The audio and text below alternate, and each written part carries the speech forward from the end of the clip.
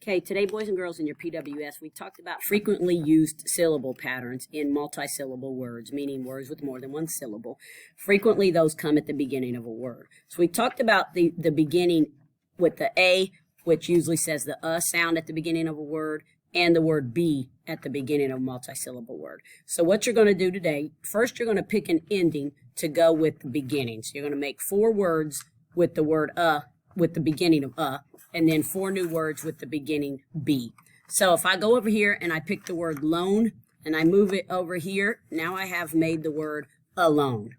So I'm going to continue doing that until I have all the words made. And then when you're finished, at the bottom on part 2, you're going to pick any of these 4 words that you have made and use them in a sentence. So for example, I might make the sentence, I want to be alone while I read my book. And so then I would go down to number 1 and type my sentence, I want to be alone while I'm reading the book. Thank you.